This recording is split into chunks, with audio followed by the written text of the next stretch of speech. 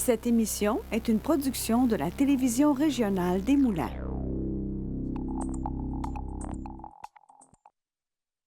Aujourd'hui, au bulletin. L'attente est terminée. L'ancien golfe Le Boisé de Terrebonne deviendra un parc nature. La nouvelle société dévoile sa programmation 2025-2026 et l'organisme 33 hectares célèbre la fête des semis. Je suis Charles Lantier et bienvenue à votre bulletin d'actualité régionale.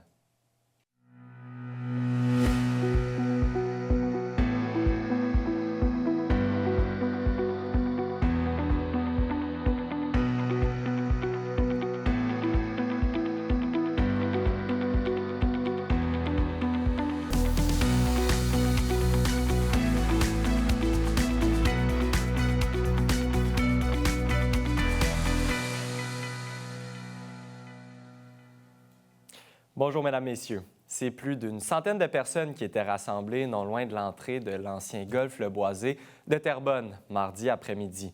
C'est qu'une annonce concernant l'ancien terrain a été faite. La Ville de Terrebonne a dévoilé une entente de principe qui permettra de créer un parc nature 2 fois grand comme le parc La Fontaine et plus grand que le Centre de la nature de Laval.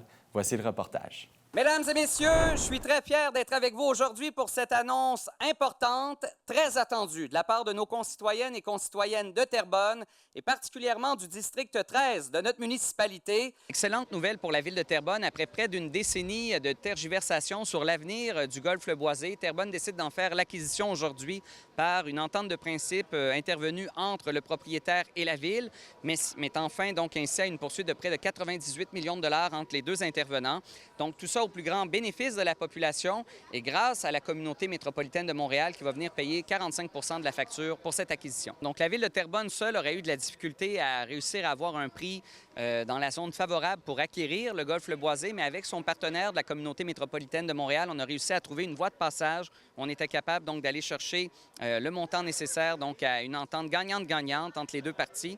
Je pense que c'est un excellent legs à donner pour les générations futures et ça va nous permettre de redonner cet espace-là donc à la population en espace plein air, en infrastructures sportives au cours des prochaines années. Le site est zoné récréo-touristique. On souhaitait à ce que ça demeure récréo-touristique. C'était très attendu, en plus que c'était judiciarisé, c'était difficile de ne pas donner de nouvelles aux citoyens. Il y a comme toujours eu des rumeurs, est-ce qu'il va y avoir des tours à condo dans l'ancien golfe Le Boisé. Fait que là, aujourd'hui, je suis vraiment content, là, je me sens libéré, là, que tout le monde apprenne qu'on va sauvegarder 100 % du terrain en zonage récréo-touristique. Fait qu'on a des beaux projets pour un beau parc nature. Fait que maintenant que c'est connu, j'ai hâte de retourner voir les citoyens qui nous ont fait confiance. Bien, on va probablement nommer un comité où est-ce que des gens vont pouvoir comme, venir nous donner leur idée. Donc, on a l'idée principale avec une patinoire réfrigérée, ce qu'on n'a pas à Terrebonne, ce qu'il y a maintenant dans plusieurs villes.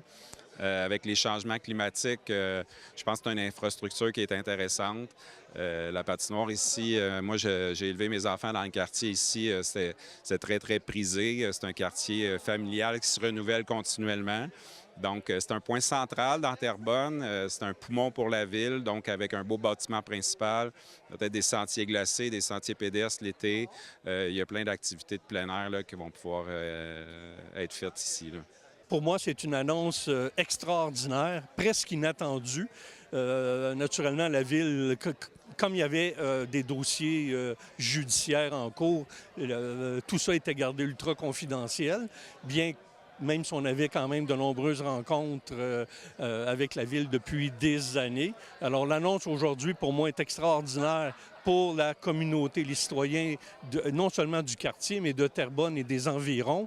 Et pour moi, c'est aussi pour les prochaines générations, de conserver un espace vert comme celui-là, qui a fait l'envie des gens de Terrebonne lorsque les promoteurs Loignon-Durand-Quévillon ont travaillé à bâtir les maisons autour de cet espace vert. C'était donc important pour les membres du comité de sauvegarde de préserver le zonage qui était récréatif, de préserver l'espace vert et tenter d'en faire un merveilleux parc récréatif où tout le monde y trouverait son compte 12 mois par année.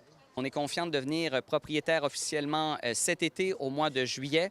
Notre premier défi, ça va être de sécuriser les lieux, donc sécuriser le périmètre de clôture, le clubhouse aussi, qui est dans un état un peu plus discutable depuis les années non opérantes, donc du golf, donc depuis 2016. Et là-dessus, bien évidemment, une fois le territoire sécurisé, l'ouvrir le plus rapidement possible à la population pour pouvoir l'offrir donc au bénéfice de nos citoyens.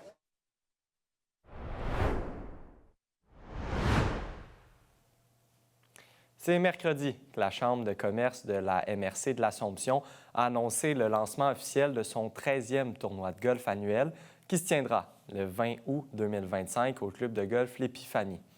La prise de parole officielle et les photos protocolaires ont eu lieu au métro Marquis de Repentigny en compagnie des présidents et membres de la présidence d'honneur Métro Marquis et Métro Fogarty. Étaient aussi présents sur place des membres de la Caisse des Jardins Pierre Le Gardeur, qui agit à titre de présentateur officiel. Il est possible de s'inscrire en ligne via le site de la CCMLA. À l'issue d'un premier caucus post-électoral du Bloc québécois, le chef Yves-François Blanchet a présenté lors d'un point de presse la nouvelle équipe des officiers du parti à la Chambre des communes. Le député de Berthier-Masquinongé, Yves Perron, a été confirmé comme whip du parti, responsabilité qui lui avait été assignée une première fois en décembre dernier. Celui-ci affirme qu'il s'agit d'une grande responsabilité dont il tâchera de s'acquitter avec humilité. Il a également tenu à remercier son chef et l'ensemble de ses collègues pour cette grande marque de confiance. M. Perron continuera également à occuper le poste de porte-parole en matière d'agriculture, d'agroalimentaire et de gestion de l'offre. Le retour en Chambre des députés fédéraux s'effectue le 26 mai prochain. Au retour de la pause, entrevue avec Claudia Dupont de la Nouvelle Société.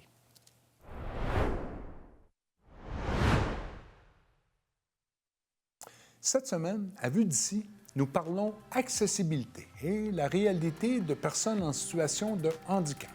Nous recevons Mme Marie-Claude Lépine et M. Arnaud Gendreau, tous deux de l'entreprise Promo Accès. Vous savez, les choses les plus simples pour certaines personnes sont souvent extrêmement complexes pour d'autres personnes. Je vous donne rendez-vous, c'est jeudi, 11h30.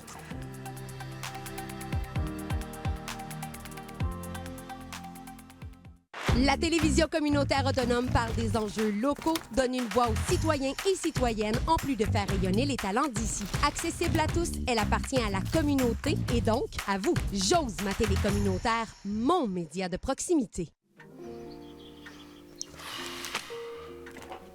Bon dimanche tout le monde et bienvenue à votre rendez-vous dominical, votre télé bingo. Bingo!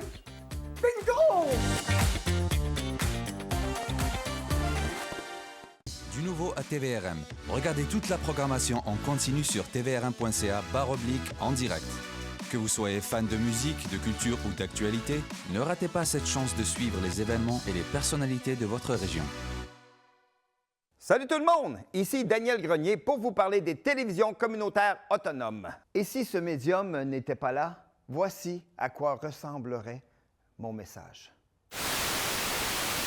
Ça aurait pu être beaucoup plus triste si j'avais rajouté cette petite chanson triste. Mais bon, là n'est pas le point. Diversité de contenu, gestion indépendante locale, sans oublier une participation active à la communauté. Ensemble, encourageons les télévisions communautaires autonomes. J'ose ma télé communautaire.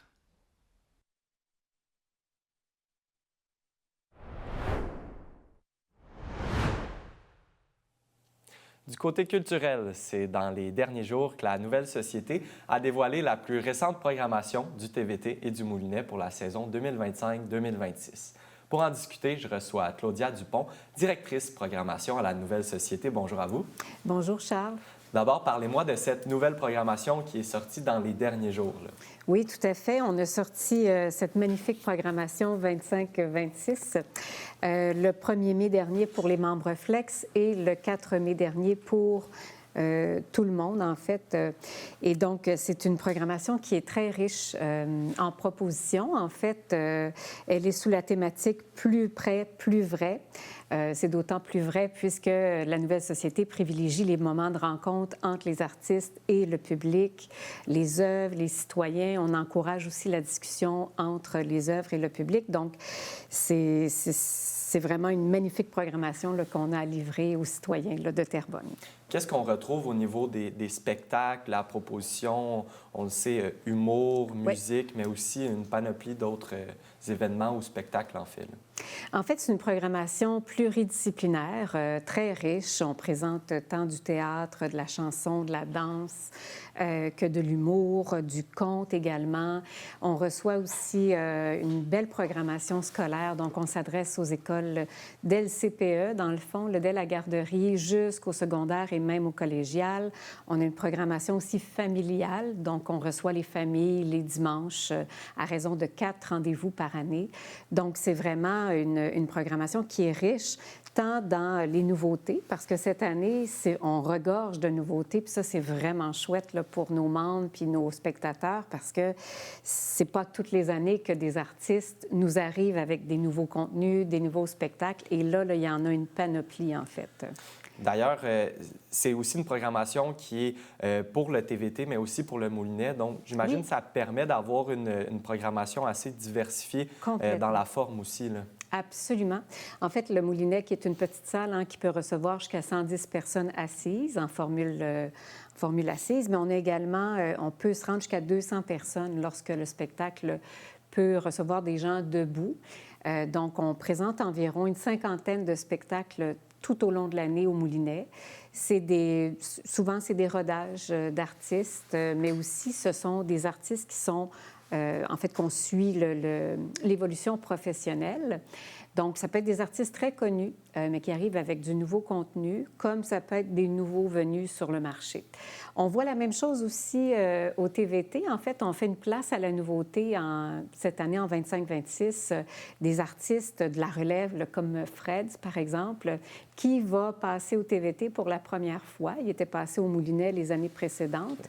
Donc, lui s'en vient. Lou-Adrienne Cassidy également va être au TVT. Elle a sorti un album hier, je crois, à minuit. Donc, c'est vraiment, on essaie là, d'avoir une grande diversité là, dans la programmation, beaucoup d'inclusion aussi, et également l'égalité des genres. Là. Et je crois que c'est important aussi pour vous de représenter des talents d'ici, des talents de la région, là, de la Naudière, de Terrebonne aussi. Oui, d'ailleurs, ce soir, il y a Billy Tellier qui va être au TVT ce soir, mais il revient dans la programmation 25-26. Mais on va présenter au Moulinet notamment les Voodoo Monks, qui est un groupe funk soul d'ici. On va présenter également Richie J. Au Moulinet pour la première fois, donc on a bien hâte. Puis évidemment, les artistes d'ici ont leur place dans notre diffusion, ne serait-ce qu'aussi en programmation extérieure en été, mais là, je ne peux pas vous en parler. Elle n'est pas encore dévoilée, cette programmation-là. Vous avez aussi abordé l'abonnement Flex. Oui. J'aimerais qu'on parle un petit peu là, à nos téléspectateurs. Qu'est-ce que c'est l'abonnement Flex? En fait, on propose aux spectateurs différentes formules pour rendre la programmation plus accessible puis favoriser le plus de sorties possibles chez le spectateur. Donc, on a d'abord la carte Flex, qui est une carte que le spectateur peut se procurer à faible coût pour pouvoir avoir accès aux mises en vente avant tout le monde, donc en primeur, d'avoir accès à l'achat de spectacles et avoir un rabais de 3 $ sur chacun des billets qu'il achète. Donc ça, c'est non négligeable. C'est une formule qui existe depuis un certain temps, qui connaît un très, très grand succès chez nous. Puis ensuite, on a aussi les formules abonnement. On a des séries de spectacles, comme la série, par exemple, de théâtre, qui offre du théâtre soit de création, du théâtre de répertoire, donc qui offre environ 8 productions dans l'année, bien étalées aussi pour pas que le client vienne chez nous 8 fois dans le même mois, par exemple. Donc, c'est une belle programmation et les gens peuvent choisir à travers cette série-là 4 productions, puis créer son propre calendrier, son propre agenda là, théâtral. Donc, à partir de 4 pièces, c'est 5 $ de rabais par billet. C'est non négligeable. On a aussi la série musique, que ce soit de la musique classique, actuelle, du jazz ou du blues. Il y a une panoplie de spectacles qui sont offerts et les gens peuvent à compter de 3 spectacles, avoir un abonnement. Donc, c'est très souple, très accessible comme formule.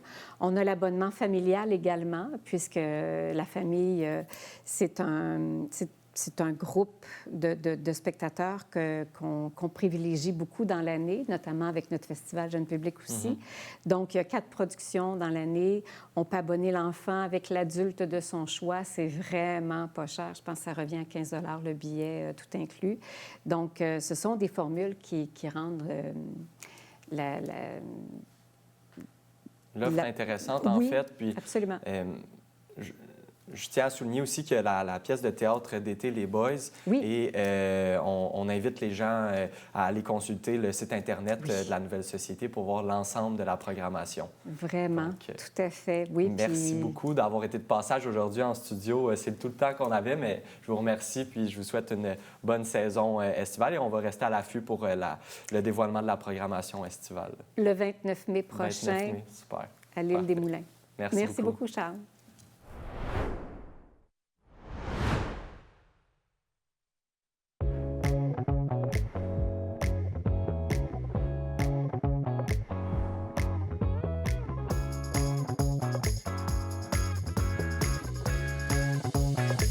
Bienvenue à Cuisine du Monde. Oui, c'est exact. Je comprends. Je dois dire que c'est très piquant. Ça bouge sur le table. Parce que la cuisine, c'est le patage. Oui. C'est vraiment très, très bon. Bon appétit. Rendez-vous sur le site de tvrm.ca. Consultez votre programmation, vos émissions et l'actualité dans l'Anaudière. Si vous désirez revoir ou si vous avez manqué un épisode, n'ayez crainte. Toutes vos émissions se retrouvent sur votre site Internet. Devenez membre de TVRM, c'est contribuer au développement de sa mission et de sa communauté.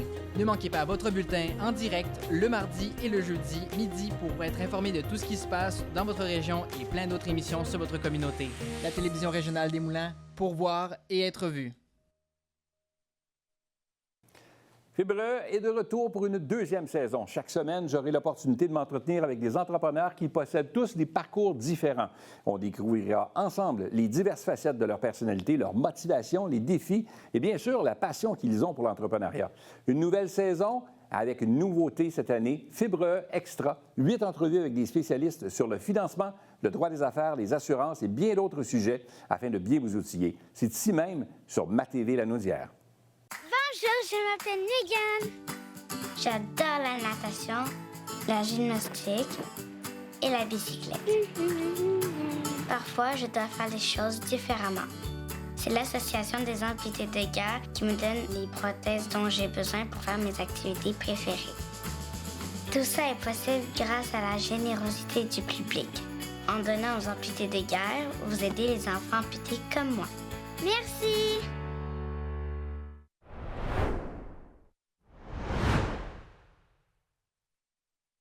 Dans le cadre de cette entrevue, nous recevons Marie-Claude Brouillette de l'organisme 33 hectares pour nous parler de l'organisme et de la fête des semis qui s'en vient. Bonjour Marie-Claude. Bonjour Charles. J'aimerais qu'on parle tout d'abord de qu'est-ce que c'est la ferme 33 hectares. Bien, dans le fond, la ferme 33 hectares, c'est une terre qui est à Mascouche. C'est au 1440 chemin de la Côte-Georges et c'est une grande terre qui est partagée entre plusieurs agriculteurs. En fait, la terre appartient à Daniel Bérard et Denise Paquette, dont le souhait était de rendre cet accès à la terre-là à la population, à la communauté. Donc, la terre est louée par hectare à divers occupants. Donc, ça permet quand même aux gens de s'approprier cette terre puis d'y aller un peu à leur goût et planter un petit peu ce qu'ils veulent aussi. Oui, bien, dans le fond, chaque occupant s'occupe de son hectare. Et le rôle de l'organisme à travers tout ça, c'est que nous, on fait la promotion de cette ferme-là. On essaie de faire venir la population, de faire connaître l'agriculture locale pour que les gens aient accès à cette agriculture de proximité-là. Et dans les prochains jours, c'est un peu ça la raison du passage aujourd'hui en entrevue. La fête des semis, j'imagine que vous voulez inviter les gens à cet événement-là. Effectivement, la fête des semis va avoir lieu samedi, le 17 mai. Donc, c'est entre 10h et 16h. C'est, dans le fond, comme un genre de petit marché qu'on va créer. Pour cette occasion-là, il y a 5 occupants qui vont avoir des kiosques, qui vont avoir à ce moment-là leur plan. Donc, eux, dès la fin de l'hiver, là, ils commencent à planter les semis qui deviennent des beaux plants pour les potagers de la population, pour leurs champs aussi, évidemment. Mais comme ils en font toujours un petit peu plus, À cet événement-là, les gens vont pouvoir se procurer des plants. Il va aussi avoir Soliflore Ferme Florale, qui est un des exposants, un des occupants qui vont vendre des beaux bouquets de fleurs printanières. Puis, il y a aussi d'autres exposants de marchands locaux. On va avoir des savons, des crèmes. Il va y avoir aussi du massage sur chaise, de la compote, toutes sortes de beaux produits de masse-couche pour la plupart. Donc, c'est très local. Un peu de tout. Pour les semis, qu'est-ce qu'on va retrouver? On parle, je pense, de légumes, mais aussi de fleurs comestibles. Exactement. Il va y avoir, comme tu as dit, des légumes, fleurs comestibles, aussi beaucoup de plantes médicinales grâce à une de nos occupantes qui est au Jardin de l'Âme. Il va y avoir aussi, dans le fond, des fines herbes, tout ce qu'on peut imaginer pour les potagers. Puis, étant donné qu'il y a plusieurs occupants, bien, il y a une très grande diversité de semis qui sont offerts, de plants, en fait. Ça permet aussi de parler aux gens qui ont fait pousser ces semis-là puis d'avoir une certaine expertise, j'imagine? Oui. Dans le fond, chaque kiosque va avoir son producteur qui va être présent pour expliquer comment bien prendre soin des plants. C'est des plants qui ont été semés et entretenus avec amour pour que ça donne les plus belles récoltes au moment venu. Parfait. Êtes-vous à la recherche de bénévoles pour cet événement-là? Oui, on serait preneur pour toutes les personnes qui voudraient nous aider. Ils peuvent nous contacter soit par notre page Facebook, on a un compte Messenger, sinon ça peut être par courriel 33hectares@gmail.com ou le site web, on a un formulaire de contact. On est facile à trouver, ferme 33 hectares. Puis voilà, oui, effectivement, s'il peut y avoir des gens qui peuvent venir nous aider, ils sont les bienvenus. Super. Il y a aussi l'AGA de 33 hectares qui s'en vient. J'imagine que vous invitez aussi les gens à être parmi vous. Bien oui, la force d'un organisme communautaire, c'est ses membres. Donc, c'est sûr que nous, on souhaite toujours avoir le plus de membres possible. On a l'Assemblée générale annuelle le 19 juin. Ça va se passer au pavillon du Grand Coteau. Puis à ce moment-là, bien, on va élire un conseil d'administration. Il nous manque 2 administrateurs. Donc, les gens qui seraient intéressés à s'impliquer vraiment activement à travers l'organisme sont bienvenus à cette assemblée. Ça permet aussi à l'organisme de perdurer dans le temps puis de continuer sa mission dans la communauté. Oui, effectivement. Puis c'est ça, tous les membres. Puis en fait, ce que je voulais dire, c'est que l'Assemblée générale, c'est un bon moment aussi pour connaître l'organisme, voir qu'est-ce qui a été fait dans l'année, quelle est la mission, pouvoir discuter avec les gens qui sont impliqués de près. Donc, je pense que c'est la meilleure façon de connaître un organisme, d'aller à son assemblée. Super. Donc, on le rappelle aussi pour la fête des semis le 17 mai prochain au 1440 chemin de la Côte-Saint-Georges à Mascouche de 10 à 16 heures. L'entrée est gratuite d'ailleurs. L'entrée sur le site est gratuite. Puis ensuite, bien là, le coût à débourser, c'est selon ce que vous achetez. Super. Merci, Marie-Claude, d'avoir été de passage aujourd'hui pour nous parler de 33 hectares et de la fête des semis. Bien, merci beaucoup de l'invitation. Ça fait plaisir.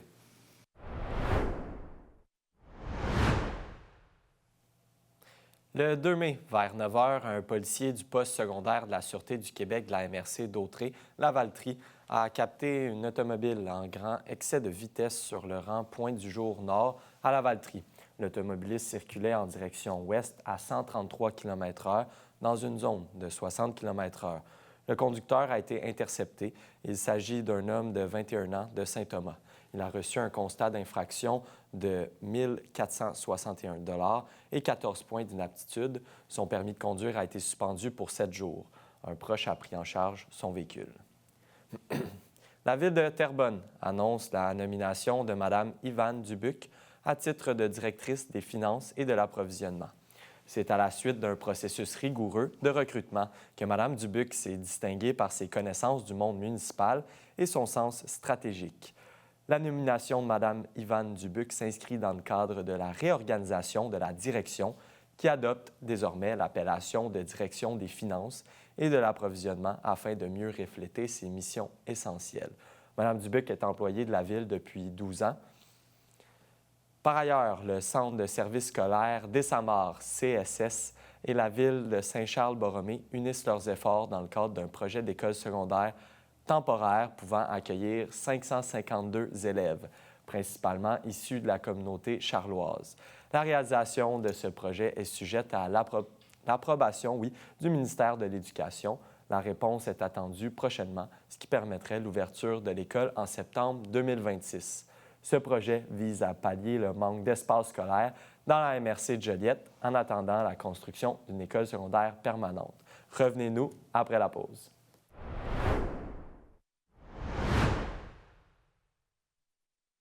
Bonjour, je m'appelle Jeanne. Je porte une jambe artificielle tous les jours pour marcher et courir. L'Association des amputés de guerre me donne les prothèses dont j'ai besoin pour faire du basketball, du soccer et de la randonnée en famille. Je peux faire tout ce que j'aime grâce à votre générosité. Quand vous donnez aux amputés de guerre, vous aidez les enfants comme moi. Merci. Cette semaine, à Vue d'ici, nous parlons accessibilité et la réalité de personnes en situation de handicap. Nous recevons Mme Marie-Claude Lépine et M. Arnaud Gendreau, tous deux de l'entreprise Promo Accès. Vous savez, les choses les plus simples pour certaines personnes sont souvent extrêmement complexes pour d'autres personnes. Je vous donne rendez-vous, c'est jeudi, 11h30.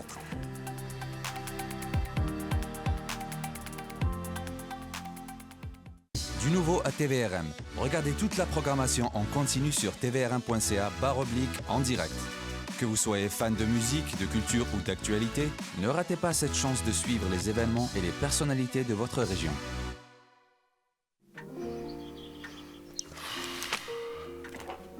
Bon dimanche tout le monde et bienvenue à votre rendez-vous dominical, votre télé bingo. Bingo!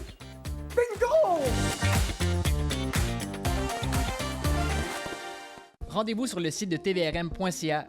Consultez votre programmation, vos émissions et l'actualité dans l'anneau d'hier. Si vous désirez revoir ou si vous avez manqué un épisode, n'ayez crainte, toutes vos émissions se retrouvent sur votre site Internet. Devenez membre de TVRM, c'est contribuer au développement de sa mission et de sa communauté. Ne manquez pas votre bulletin en direct le mardi et le jeudi midi pour être informé de tout ce qui se passe dans votre région et plein d'autres émissions sur votre communauté. La télévision régionale des Moulins, pour voir et être vu.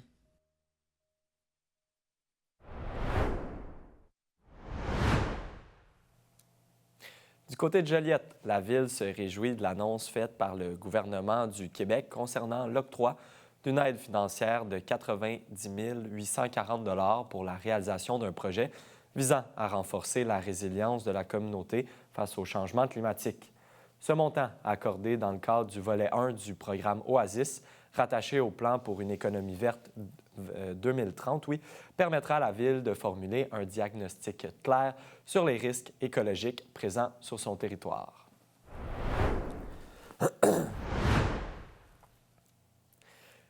C'est ce qui conclut votre bulletin d'actualité régionale au nom de toute l'équipe. Merci d'avoir été des nôtres. On se retrouve mardi prochain. D'ici là, je vous invite à consulter le site Internet de TVRM ou encore notre chaîne YouTube afin de voir ou revoir l'ensemble de nos émissions. Restez à l'antenne puisque c'est Fibre qui suit, animé par Pierre Berthiaume. À bientôt.